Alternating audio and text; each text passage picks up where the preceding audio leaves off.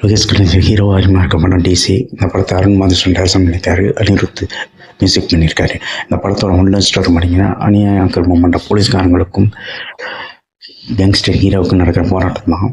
இந்த படத்தோட மிகப்பெரிய ப்ளஸ் பார்த்தீங்கன்னா அனிருத்தோட பிஜிஎம் சொல்லலாம். படத்தை தூக்கி நிறுத்திருக்கு. ரெண்டாவது கேமரா ஒர்க்கு முகேஷ்ஜியோட ஒளிப்பது இந்த படத்துக்கு மிகப்பெரிய ப்ளஸ்ஸாக அமைஞ்சிருக்கு.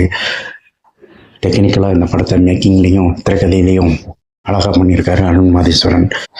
ப்ளஸ் இந்த படத்தில் நடித்த லோகேஷ் கனகராஜோட ஆக்டிங் பாராட்டி ஆகணும். ஒரு முதல் படம் தெரியாத அளவுக்கு அழகாக பர்ஃபார்ம் பண்ணியிருக்காரு. ஹீரோயினாக பண்ணியிருக்காரு சஞ்சனா கிருஷ்ணமூர்த்தி, வாமிகா கபீர் 2 பேருமே நல்லா பர்ஃபார்ம் பண்ணியிருக்காங்க.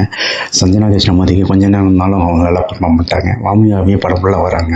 அவங்களோட கேரக்டர் இந்த படத்துக்கு ஸ்க்ரீன் பிளேலே ஒட்டி வரதுனால மிகப்பெரிய ப்ளஸ்ஸு.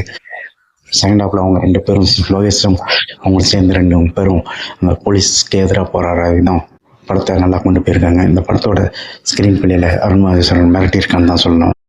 ஆபாச வசனங்களும் வன்முறையும் படத்தில் இருக்கனால இது ஒரு குடும்பத்தோடு பார்க்க முடியாதது. ஆனால் ஒரு டிசலபிள் வாட்ச் மூவி.